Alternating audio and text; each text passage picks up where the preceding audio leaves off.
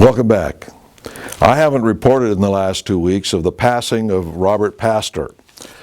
He was the Council on Foreign Relations leg man for performing the North American Union, pulling it together, getting it coordinated, convincing people that this is something that was to the benefit of the people and government of all three countries. The thing in Mexico, United States, and Canada. Now, it never mentions in here that he was involved in that, which I find rather strange, because he was involved in so many other things. He got his start very much to the left. He worked with communists and everything else in various things that he did. He helped give away the Panama Canal.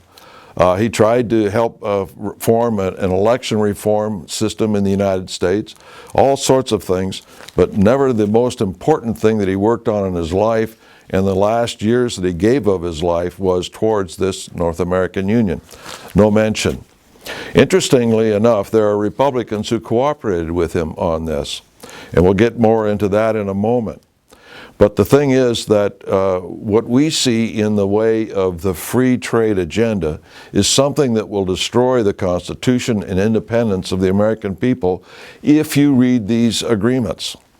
You see, because a lot of people believe that these agreements and treaties and such supersede the Constitution. They do not, but they've convinced enough people to get away with it. You see, if both houses of the Congress of the United States has to vote on a law, and both houses have to vote on an amendment to the Constitution, why is it that only one house, the Senate, needs to vote on treaties if treaties supersede the Constitution and the very system of our government? They don't, but they've convinced people that they do. The logic of it is, unless both houses vote, it can't have any effect on our Constitution and our basic laws and system of government.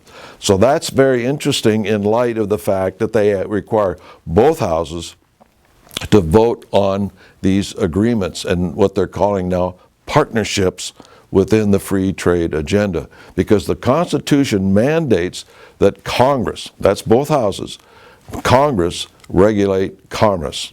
And so these treaties, these agreements, these partnerships need to be voted on by both houses if they are going to abrogate their responsibility to this new international body. And in the case of the transatlantic trade and investment partnership, they are trying to merge us with the European Union.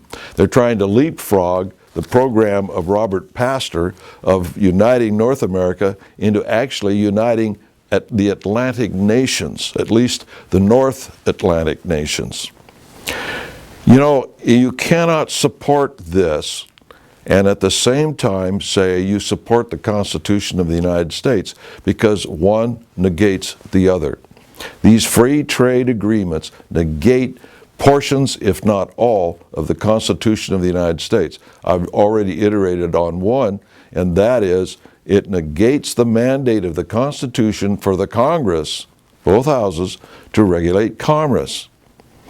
If we go into these treaties, that gives the prerogative to this new international body to regulate commerce, all of commerce, including our commerce. So this is a problem with it. Now then, keeping this in mind, how can an organization or an individual, a politician, whatever, say, I endorse the free trade policies and at the same time endorse the Constitution of the United States? It doesn't compute. They can't work together. They're incompatible because the free trade agenda negates the Constitution of the United States. So why do organizations such as the American Legislative Exchange Council, nicknamed ALEC, say that they support both at the same time?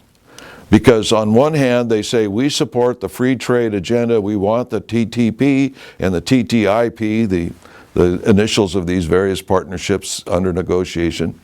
And at the same time, we want to improve the Constitution of the United States by going into a conference of the states, a constitutional convention, Article 5 amendment process, whatever you want to call it.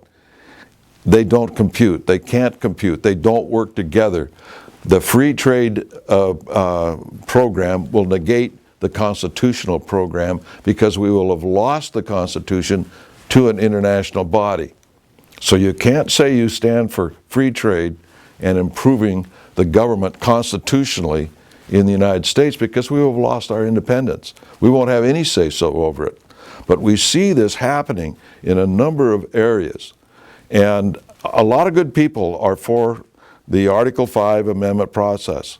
We believe that they are very honest. Some are not. Some understand this process. And it's interesting that there's no crescendo in the media alerting the American people against the improvement of our government through a constitutional convention or some similar apparatus. They're silent. Now, the media is not a friend of the Constitution. The media and the people in power, the powers that be, are not a friend of our system of government. So why are they quiet? They're quiet because the left is waiting to jump into this thing. The left has been promoting a constitutional convention for years. And now the right, so-called, is giving it to them. In order to understand the dangers of foreign entanglements, and that's what this is all about, whether they're agreements or treaties or pacts or partnerships or anything else, you need to read this book. It's International Merger by Foreign Entanglements.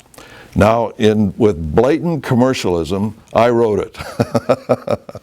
But I really think that this is a good job of explaining what foreign entanglements mean to the American people, our independence, and our Constitution.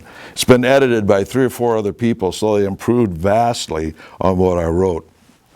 At any rate, I think you'll find it an easy read, a very quotable read. You will find yourself quoting from it extensively, just out of the top of your head once you've read it. I urge that all of you send for it here at the John Birch Society.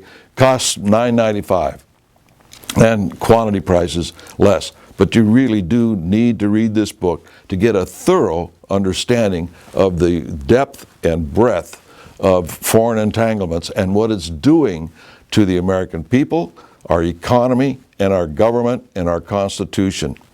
Until next week, we'll see you then.